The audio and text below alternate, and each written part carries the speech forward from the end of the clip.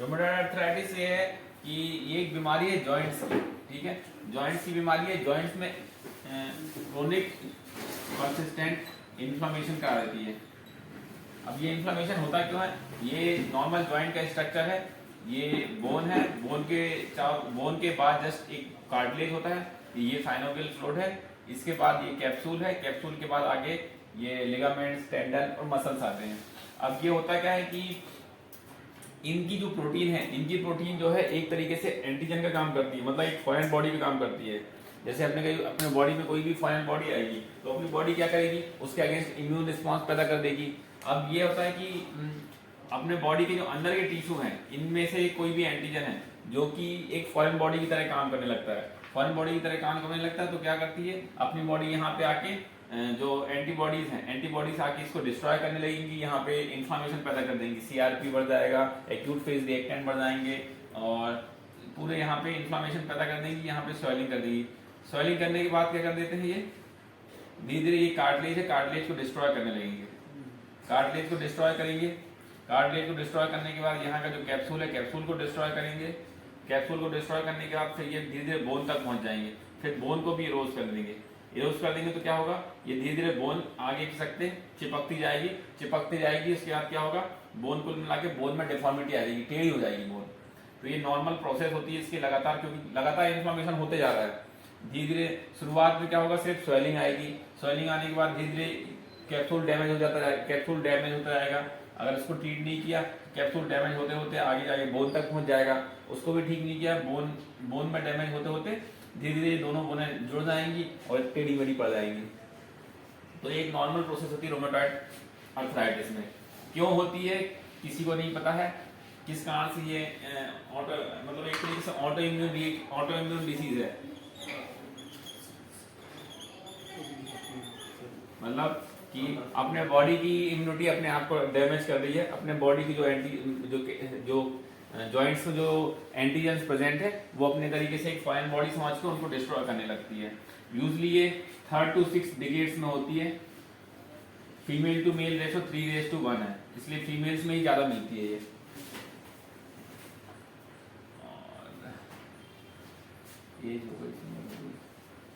ठीक है, genetic predisposition है इसको, अगर फैमिली हिस्ट्री है तो हाई सस्पिशन है कि इसको होने के चांसेस हैं, क्योंकि ऑटो इम्यून डिसीजेज है। अच्छा, कॉज हमने बताई कि कॉज इसका कुछ है नहीं, बहुत ज़्यादा कुछ पता नहीं है, किसी के बारे में पता नहीं है, बस वही अपन ने देखा गया कि ज़्यादातर जो जिनको फैमिली हिस्ट्री है, स्मोकिंग की हिस्ट्री है, सेडेंटरी लाइफ स्टाइल है, उन लोगों को ज़्यादा ये देखा गया है।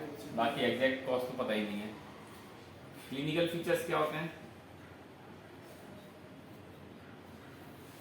क्लिनिकल फीचर सबसे ज्यादा ये जॉइंट्स इन्वॉल्वमेंट होती है। जॉइंट्स अब सिंगल जॉइंट से लेके पॉली किसी भी जॉइंट को इन्वॉल्व कर सकते। कई बार जो रोमेटॉइड आर्थराइटिस है वो सिर्फ एक जॉइंट को इन्वॉल्व करती है, कई बार मल्टीपल जॉइंट्स को इन्वॉल्व करती है। यूजुअली जो जॉइंट होता है वो इन्वॉल्वमेंट होता है मेटाकार्पोफैलेंजियल एंड मेटाटार्सोफैलेंजियल जॉइंट्स, मतलब हाथ की जो जॉइंट्स है, ये हाथ के जॉइंट्स मेटाकार्पो और ये डिस्टल, इन जॉइंट्स में ज्यादा इन्वॉल्वमेंट होता है, या फिर पैर के यही जॉइंट्स इन्वॉल्वमेंट होता है। स्पेसिफिक है डिस्टल इंटरफैलेंजियल जॉइंट इन्वॉल्व नहीं होता है इसमें। ये जो सबसे लास्ट वाला जॉइंट है ये इन्वॉल्व नहीं होता है इसमें। सिर्फ जो प्रॉक्सिमल मेटाकार्पोफैलेंजियल और मेटाटार्सोफैलेंजियल ये जॉइंट्स मोस्ट कॉमनली इन्वॉल्व होते हैं, ऑलमोस्ट 90% केसेस में ये इन्वॉल्व होते हैं। इसके अलावा नी जॉइंट, एंकल जॉइंट, ये इन्वॉल्वमेंट हो जाता है 80% केसेस में। जो जॉइंट नहीं इन्वॉल्व होते हैं वो तो हैं ये सैक्रोइलियक जॉइंट और डॉर्सोलंबर जॉइंट, ये रोमेटॉइड आर्थराइटिस में इन्वॉल्व नहीं होते हैं। तो ये इन्वॉल्वमेंट हो रहे हैं तो मतलब उनको और दूसरी डायग्नोसिस देखनी पड़ेगी। इसके अलावा और कॉमनली होते हैं 50% केसेस में एल्बो जॉइंट इन्वॉल्वमेंट होता है, 30% केसेस में ये टेम्पोरोमैंडिबुलर जॉइंट इनका इन्वॉल्वमेंट होता है। तो कोई भी या तो सिंगल जॉइंट है या पॉली आर्टिकुलर, कोई भी जॉइंट इन्वॉल्वमेंट हो सकता है। जो जॉइंट नहीं इन्वॉल्व होते हैं वो अपन ने देख लिए। इसके साथ क्या क्या मिलता है, ये जॉइंट तो इन्वॉल्वमेंट है, इसके साथ मोस्ट इसका क्लासिकल फीचर होता है morning stiffness more than 1 our.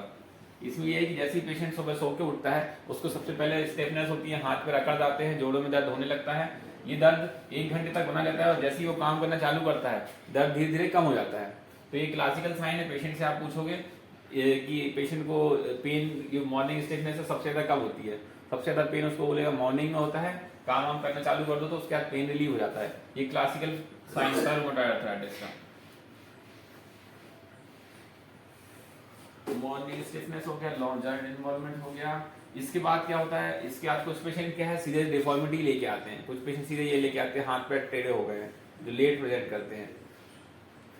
इसके अलावा कुछ जो है वो एक्स्ट्रा आर्टिकुलर मैनिफेस्टेशन से प्रेजेंट करते हैं। जो रूमेटॉइड आर्थराइटिस के हैं एक्स्ट्रा आर्टिकुलर मैनिफेस्टेशन भी होते हैं। कई बार आर्टिकुलर मैनिफेस्टेशन ना होके सीधे वो एक्स्ट्रा आर्टिकुलर मैनिफेस्टेशन से प्रेजेंट करता है, फिर अपन देखते हैं कि उसको थोड़े बहुत सिम्टम्स आर्टिकुलर भी हैं। एक्स्ट्रा आर्टिकुलर मैनिफेस्टेशन हो सकते हैं इसके पेनसिलोसाइटिस। पेनसिलोसाइटिस मतलब किसी भी बॉडी फ्लूइड में पानी भर सकता है, pleural effusion, pericardial effusion, ascites, interstitial lung disease से प्रेजेंट कर सकता है पेशेंट। कई पेशेंट रूमेटॉइड आर्थराइटिस के होते हैं जो कोई पहले इंटरस्टिशियल लंग डिसीज होती है उसको फिर बाद में जाके वो आरए में कन्वर्ट हो जाते हैं। और acute glomerulonephritis, acute kidney injury से प्रेजेंट हो सकते हैं ये।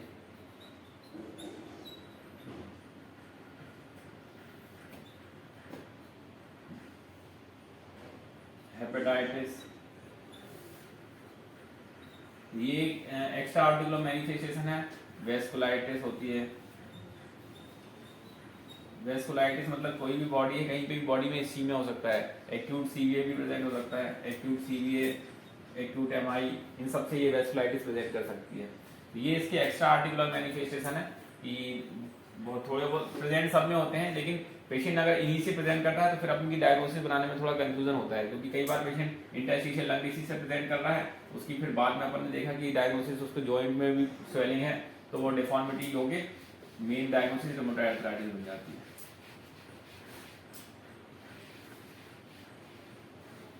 रूमेटॉइड आर्थराइटिस का डायग्नोस्टिक क्राइटेरिया क्या रहता है, इन्वेस्टिगेशन क्या कराते हैं इसमें?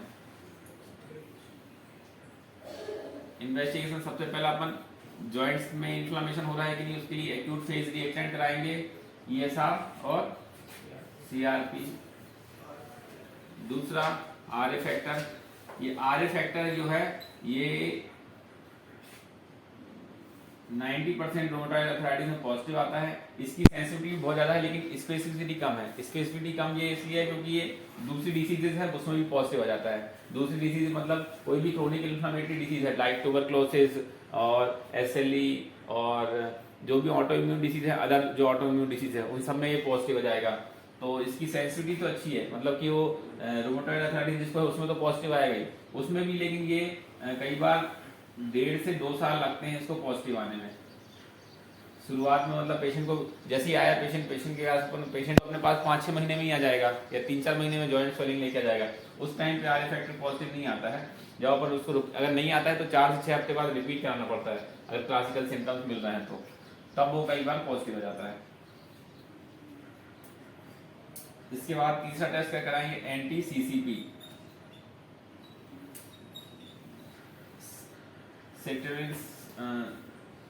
सेट्रिलिन साइटोफॉस्फेट नाम है।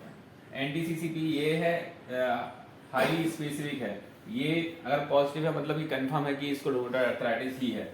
ये इसकी सेंसिटिविटी और स्पेसिफिसिटी दोनों रूमेटॉइड आरए फैक्टर से ज़्यादा अच्छी है और ये अर्ली स्टेज में ही पॉजिटिव आ सकता है। बस थोड़ा सा कॉस्टली होता है। बाकी अगर एंटी-सीसीपी वो बाकी ये है कि ये इन्वेस्टिगेशन ऑफ चॉइस एंटी-सीसीपी है, अगर ये एंटीबॉडी मिल रही है तो वो पॉजिटिव ही रहेगा। इसके अलावा एएनए करा सकते हैं, एएनए पॉजिटिव आता है। एएनए जो कोई सी भी ऑटो इम्यून डिसीज में पॉजिटिव आ जाता है। एक HLA-DR4 ये टेस्ट कराते हैं, ये स्पेसिफिक होता है रूमेटॉइड आर्थराइटिस के लिए। और इसके अलावा रूटीन अपन KFT करा सकते हैं, LFT करा सकते हैं और चीज़ें देखने के लिए कि इसको हेपेटाइटिस या फिर एक्यूट ग्लोमेरुलोनेफ्राइटिस होनी है साथ में। तो ये रूटीन इन्वेस्टिगेशन है। कोई भी अपन आरए फैक्टर सस्पेक्ट कर रहे हो तो उसमें कराएंगे। सबसे अपन अब आते हैं मेन कि कोई पेशेंट आया है तो अपन को करना क्या है। पेशेंट आया है, पेशेंट अर्थराइटिस लेके आया है, पॉली अर्थराइटिस, ओलिगो अर्थराइटिस या मोनो अर्थराइटिस, कोई भी अर्थराइटिस लेके आया है, मतलब कोई पेशेंट लेके आया है, कोई भी जॉइंट में पेन हो रहा है, उसको स्वेलिंग आ रही है। अब उसको कैसे अप्रोच करोगे, कैसे उसको डायग्नोसिस बनाओगे रोमेटॉइड अर्थराइटिस की। रोमेटॉइड अर्थराइटिस डायग्नोस्टिक के लिए 7 चीजें बताई गई हैं। अगर ये 7 में से 3 मिल रही हैं तो आप उसको डायग्नोसिस बना दोगे रोमेटॉइड अर्थराइटिस की। पहला, morning stiffness more than 1 hour. दूसरा, 3 और मोर जॉइंट इन्वॉल्वमेंट हो रहा है। तीसरा, small joints of hands, joints hands के इन्वॉल्वमेंट हो रहा है। चौथा, सिमेट्रिकल इन्वॉल्वमेंट है, दोनों हाथों में या दोनों पैरों में इन्वॉल्वमेंट हो रहा है। पांचवा, आरए फैक्टर पॉजिटिव है। छठवा, रेडियोलॉजिकली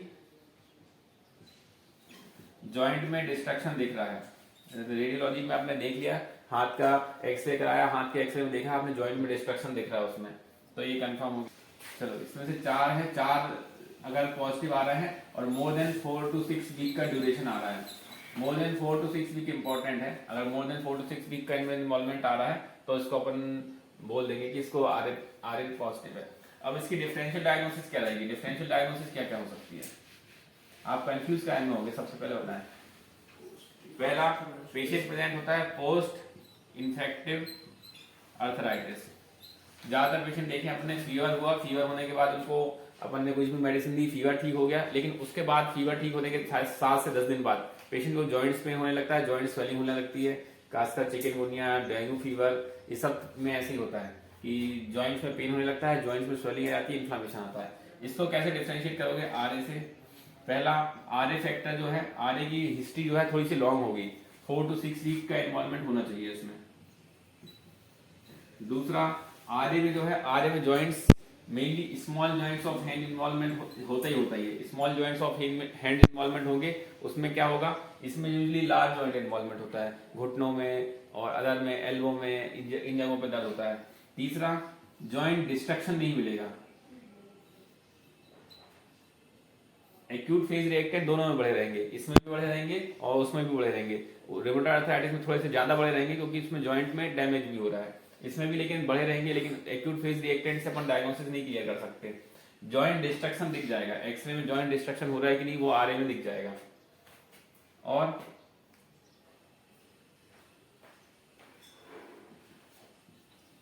जो क्लासिकल मॉर्निंग स्टिफनेस है वो इसमें नहीं मिलेगी, इसमें वो बोले काम करने के बाद तो और बढ़ ही जाता है दर्द। ठीक, दूसरा आते हैं अपन ऑस्टियोआर्थराइटिस। अगर पेशेंट को सिंगल नी जॉइंट इन्वॉल्वमेंट हुआ है या सिंगल जॉइंट इन्वॉल्वमेंट हुआ है या फिर 1 से 2 जॉइंट इन्वॉल्वमेंट हुआ है, नी और हिप इन्वॉल्वमेंट हो गया है, तो आप कैसे डिफरेंशिएट करोगे ऑस्टियोआर्थराइटिस से। पहला, ऑस्टियोआर्थराइटिस में भी जॉइंट डिस्ट्रक्शन नहीं मिलेगा। दूसरा, मॉर्निंग स्टिफनेस है, वो ऑस्टियोआर्थराइटिस में नहीं मिलेगी। ऑस्टियोआर्थराइटिस में वो चलता है, चलने के बाद बढ़ जाएगा पेन, कोई सी भी ऑस्टियोआर्थराइटिस है, चलने फिरने के बाद उसमें पेन बढ़ जाता है। यही एक क्लासिकल है कि उसमें काम करने के बाद पेन कम हो जाता है। और सबसे मेन इंपॉर्टेंट जॉइंट्स है, जॉइंट्स आप देखो कौन सा जॉइंट इन्वॉल्वमेंट होता है, तो स्मॉल जॉइंट्स ऑफ हैंड्स हैं वो क्लासिकली इसमें इन्वॉल्वमेंट होते ही होता है इसमें। तीसरा डीडी है ना, गाउट, तीसरा डीडी गाउट है। गाउट्स में क्या होता है, mainly small joints of toe involve होते हैं, लोअर लिम्ब इन्वॉल्व होते हैं। गाउट में अपर लिम्स के जो जॉइंट्स है वो इन्वॉल्वमेंट बहुत ही लेस लाइकली होते हैं। टो होंगे, मेटाटार्सोफैलेंजियल जॉइंट मोस्ट कॉमनली होता है, फर्स्ट ग्रेड टो का जो मेटाटार्सोफैलेंजियल जॉइंट है वो इन्वॉल्वमेंट मोस्ट कॉमन होता है। उसके अलावा ankle joint, knee joint involvement हो सकता है। नी जॉइंट्स में स्वेलिंग होती है इसमें भी, बट डिस्ट्रक्शन नहीं होता है इसमें भी। एक्सरे में कोई जॉइंट में डिस्ट्रक्शन नहीं मिलेगा। ठीक है, एक्यूट फेज रिएक्टेंट इसमें बहुत ही कम बढ़े हुए रहते हैं, उतने ज्यादा मात्रा में बढ़े हुए नहीं रहते हैं। और मॉर्निंग स्टिफनेस नहीं मिलेगी इसमें। सबसे क्लासिकल मॉर्निंग स्टिफनेस ही कहा जाए तो। ठीक है, क्लासिकल है, कोई पेशेंट आ रहा है उसको सिर्फ आपसे इतना ही पूछना है कि सुबह उठने के बाद आपको सबसे ज्यादा दर्द होता है, थोड़ा बहुत चल फिर लो तो उसमें आराम हो जाता है कि नहीं। अगर ये बोल रहा है मतलब क्लासिकल है रूमेटॉइड अर्थराइटिस के लिए।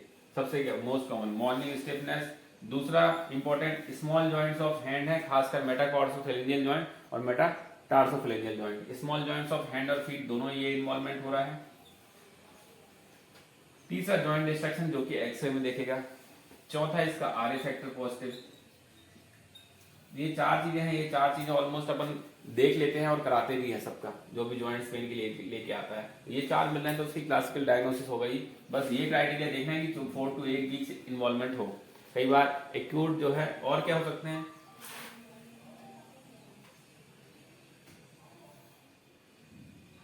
और इसकी डीडी क्या है, एक्यूट उसको कोई इन्फ्लामेशन हो, एक्यूट किसी जॉइंट में इन्फ्लामेशन हो रहा है, साइनोवाइटिस हो रही है। जैसे कि बहुत सारे पेशेंट आते हैं एक्यूट जॉइंट में इन्फ्लामेशन लेके आते हैं, कोई जॉइंट हो गया, एक्यूट साइनोवाइटिस हो गई है।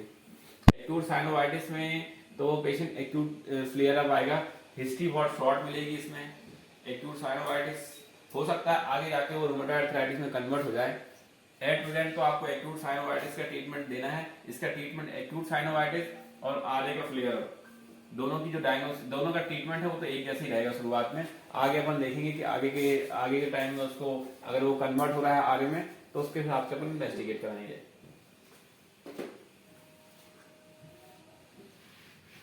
ठीक है, डायग्नोसिस में किसी को कोई कंफ्यूजन हो रहा है? डायग्नोसिस है, डिफरेंशियल डायग्नोसिस में कोई कंफ्यूजन किसी के दिमाग में, और कोई डिफरेंशियल डायग्नोसिस हो जॉइंट पेन के लिए, और कोई डिफरेंशियल डायग्नोसिस है? तो कोई भी पेशेंट अब आएगा आपके पास जॉइंट पेन लेके, जॉइंट पेन इसका तीन ही चीज है, जॉइंट में पेन हो रहा है, जॉइंट में स्वेलिंग आ रही है और इरिदिमा हो रहा है, मतलब लाल लाल हो गया है, स्वेलिंग हो गई है, जॉइंट में पेन हो रहा है। ये तीन चीजें हैं, तब तो अपन उसको आगे डीडी में लेंगे, है ना। एक्यूट मतलब जॉइंट में इन्फ्लामेशन हो रहा है, इससे डायग्नोस हो गया। अब जॉइंट में इन्फ्लामेशन हो रहा है, अब उसकी अपन ने डीडी अपन ने देख ली, एक्यूट जॉइंट में इन्फ्लामेशन, एक्यूट करके कोई साइनोवियल फ्लूइड में इन्फ्लामेशन हो गया, इन्फेक्शन हो गया तो हो सकता है, रोमेटॉइड आर्थराइटिस में हो सकता है, ऑस्टियोआर्थराइटिस में हो सकता है, गाउट में हो सकता है, या फिर post infective arthritis. Most common यही 5 डीडी हैं। इन 5 डीडी से आपको एक एक रूल आउट करना है कि उसको आरए तक कैसे पहुंचेंगे। आरए में पहुंचने के लिए बहुत सिंपल सा क्राइटेरिया है, हिस्ट्री पूछो, हिस्ट्री 4 से 6 वीक की होगी, या फिर हिस्ट्री ऐसी होगी कि उसको पहले की हिस्ट्री में पहले भी कभी हुआ होगा, उसने दवाई ली होगी और ठीक हो गया होगा, फिर वो बोलेगा कि 1 साल तक हम ठीक थे, उसके बाद अभी फिर से हो गया ठंड में। ज्यादातर ये ठंड के मौसम में फ्लेयर अप हो जाता है इसका, है ना। रिलैप्सिंग रिमिटिंग डिसीज है, ये कई बार अपने आप ही ठीक हो जाती है, कई बार अपने आप बढ़ भी जाती है।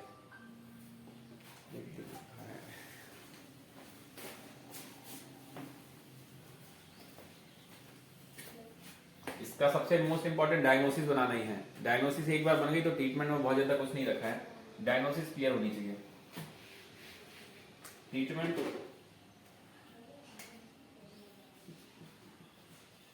ट्रीटमेंट अपने पास ऑप्शन अवेलेबल है, एक NSAID, फिर डमार्ड, स्टेरॉइड, इम्यूनोसप्रेसिव ड्रग्स और surgical treatment. एनसेट्स acute pain relief में देते हैं, इंडोमेथासिन या फिर इटोरिकॉक्सिब, दोनों में से कोई सी भी दे सकते हो, दोनों इक्वली इफेक्टिव है। इंडोमेथासिन के साइड इफेक्ट थोड़े से ज्यादा है, कॉस्ट कम है, इसके कॉस्ट ज्यादा है, साइड इफेक्ट कम है। ठीक है, तो एनसेट्स दोगे, सबसे मोस्ट इंपॉर्टेंट है। एक्यूट आपको अगर इन्फ्लेमेशन आ रहा है तब तो आपको देना ही है, इसका ड्यूरेशन 7 से 15 दिन तक हो सकता है। ठीक है, दूसरा डमार्ड्स के लिए आपके पास अवेलेबल है ऑप्शन HCQS, सल्फासेलाजिन, लेफ्लुनामाइड, मेथोट्रेक्सेट। ये चारों हैं, चारों में से ये चारों ही कॉमनली यूज करी जाती है। अलग अलग है कौन सी यूज करनी है, कौन सी नहीं यूज करनी है, सिंगल यूज करनी है कि डबल यूज करनी है, सब अपने अपने पे, कहीं पे किसी कोई गाइडलाइन नहीं है। आपको जो अच्छा लग रहा है वो यूज कर लो। ठीक है, HCQS का डोज होता है 200 मिलीग्राम BD, सल्फासेलाजिन का डोज होता है 2 ग्राम पर डे। अब उसको 2 ग्राम पर डे आप डिवाइडेड डोज में दे दो, जैसे दो। सल्फासेलाजिन के साथ हमेशा आपको सल्फर ड्रग है, इसलिए हमेशा पेशेंट को बोलना है कि आपको सल्फर ड्रग से एलर्जी तो नहीं है, या फिर आप एक गोली खा के देखो, एक गोली खाने के बाद अगर कोई एलर्जी होती है तुरंत उसको बंद करना। ठीक है, इसके लिए हमेशा सल्फासेलाजिन अपन बहुत सारे लोगों को देते हैं, कई बार अपन गाइड नहीं कर पाते, टाइम कमी होती है, भीड़ ज्यादा होती है इसलिए। लेकिन एक चीज ध्यान जरूर रखना है, क्योंकि सल्फासेलाजिन सल्फर ड्रग है, और सल्फर है, हाँ सल्फर ड्रग है, उससे बहुत लोगों को रिएक्शन हो सकती है, तो उसको हमेशा गाइड करना है कि आप ये गोली खा रहे हो, उससे रिएक्शन हो सकती है क्योंकि सल्फर ड्रग है। लेफ्लुनामाइड है, इसका डोज होता है 100 मिलीग्राम ओडी फॉर 3 डेज, फिर 10 to 20 मिलीग्राम पर डे का डोज है। मेथोट्रेक्सेट का डोज 7.5 मिलीग्राम से लेके 25 मिलीग्राम वंस अ वीक। चारों हैं, चारों में से जो by paper drug of choice लिखी है मेथोट्रेक्सेट, है ना। डमार्ड ऑफ चॉइस होती है मेथोट्रेक्सेट, क्योंकि इसका ऑनसेट ऑफ एक्शन अर्ली होता है और क्या कहते हैं उसपे जल्दी एक्शन करती है और जल्दी इफेक्टिव भी रहती है। मेथोट्रेक्सेट जब भी देते हैं तो साथ में एक फॉलिक एसिड देना ही रहता है, क्योंकि मेथोट्रेक्सेट भी बॉडी में कई बार फॉलिक एसिड साथ में नहीं दो तो उसके कॉम्प्लिकेशंस बहुत ज्यादा हो जाते हैं। डोज अपने हिसाब से सेट कर सकते हो, कितनी जॉइंट है, एक जॉइंट इन्वॉल्वमेंट है, 2 जॉइंट इन्वॉल्वमेंट है, मल्टीपल जॉइंट इन्वॉल्वमेंट है, उसके हिसाब से आपको डोज कितना देना है। जॉइंट्स में स्वेलिंग देख लो, अगर बहुत ज़्यादा स्वेलिंग है तो 25 मिलीग्राम पर वीक दे सकते हो, बहुत लेस स्वेलिंग है तो 7.5, थोड़ी बहुत है तो 50 मिलीग्राम वंस अ वीक।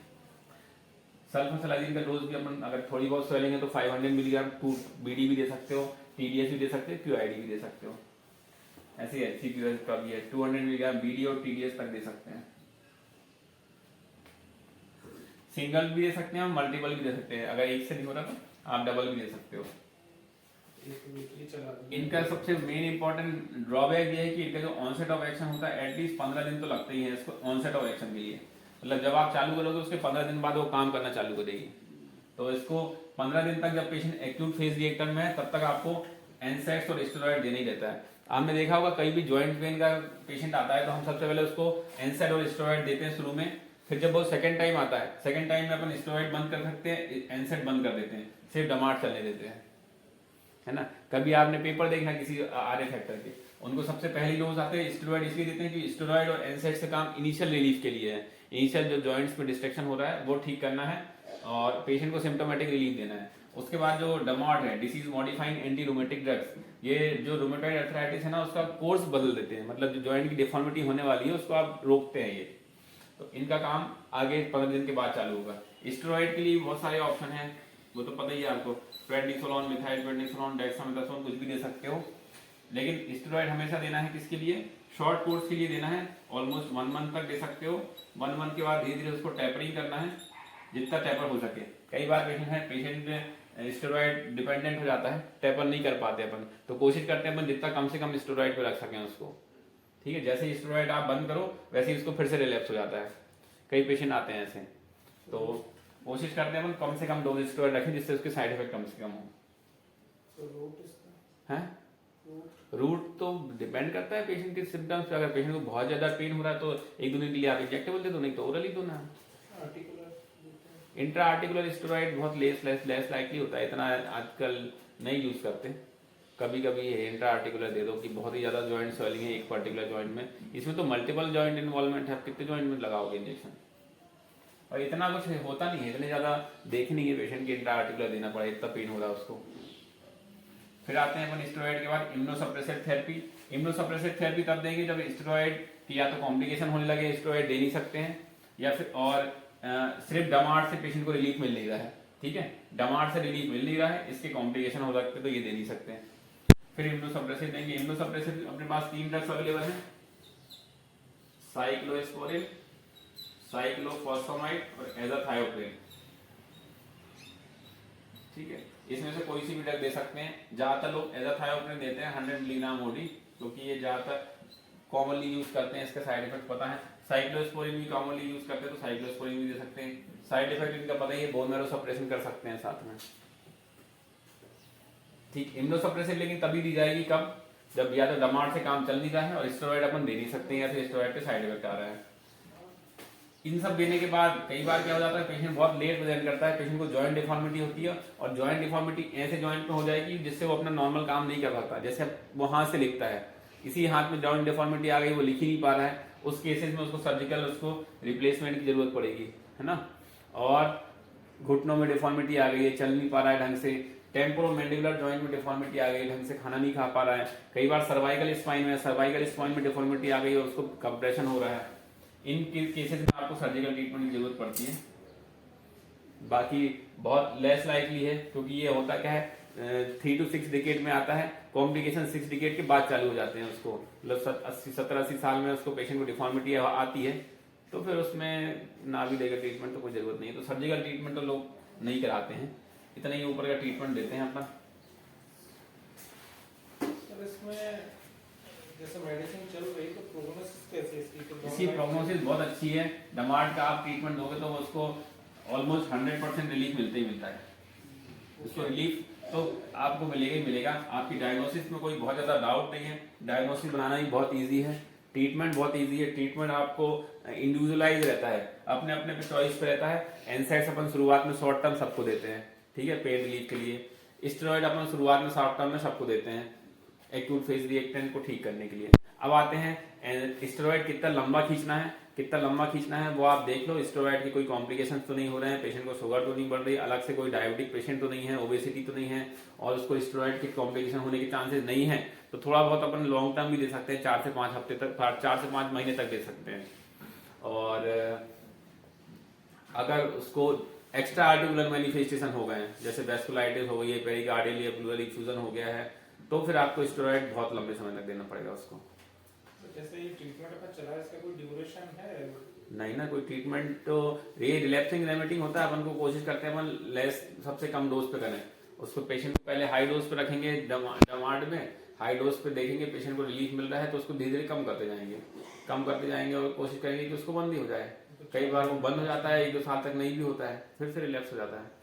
लेकिन पेशेंट को पहले से डिजीज की जो नेचर है, आपको नेचर बताना पड़ेगा कि ये पूरी जड़ से खत्म होगा नहीं, आपको बीच बीच में कभी भी हो सकता है उसका रिलैप्स, है ना।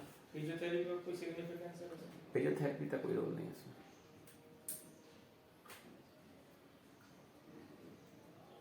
तो डिफॉर्मिटी हो गई जॉइंट्स में तो इरिवर्सिबल है? इरिवर्सिबल है, सर्जिकल मैनेजमेंट है उसका। तो मेडिसिन से अपन क्या मैनेज करेंगे? मेडिसिन से अपन को डमार्ट से अपन को कोर्स चेंज हो जाएगा ना उसका पूरा कोर्स, डिफॉर्मिटी में कन्वर्ट ही नहीं होगा अगर आप पहले डमार्ट से। उतना तो रहेगा जितना हो चुका है डिफॉर्मिटी यूजली कहते ना, डिफॉर्मिटी यूजली इतनी जल्दी नहीं आती है। डिफॉर्मिटी डेवलप होने में 10 से 12 साल लग जाएंगे। 10 से 12 साल तक यूजली लोग डमार्ट लेते ही रहते हैं, डमार्ट ले लेते हैं तो उसकी डिफॉर्मिटी तो ऑलमोस्ट नहीं आती है। डिफॉर्मिटी आती है तो फिर ओल्ड एज में आती है, उसमें बहुत ज़्यादा कुछ करना नहीं रहता उनको, यूज भी नहीं करते। कभी जब भी देखें ना पेशेंट, डिफॉर्मिटी वाले पेशेंट देखें वो थोड़े से ओल्ड एज की रहेंगे, 50+ वाले रहेंगे। बाकी जो रहेंगे सिर्फ जॉइंट स्वेलिंग के लिए रहेंगे। एक्यूट अगर पेशेंट आ रहा है तो एक्यूट उसको रिलीफ के लिए एनसाइड और स्टेरॉइड देना ही देना है। जो डमार्ट है, डमार्ट का काम चालू होगा 15 से 20 दिन बाद। पेशेंट को बताना ही, पेशेंट को अकेला डमार्ट मत दे दो, क्योंकि अगर डमार्ट अपन ने दे दिया और कुछ दिया ही नहीं उसको तो पेशेंट तो किसी और के पास चले आएगा, क्योंकि रिलीफ मिलेगा ही नहीं उसको 15 से 20 दिन में ना।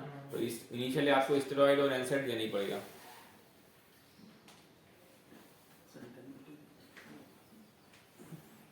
ठीक, और कुछ डायग्नोसिस में कंफ्यूजन तो नहीं है किसी को? नहीं, डायग्नोसिस आराम से बन जाती है आगे की, डायग्नोसिस में कोई कंफ्यूजन होता नहीं है।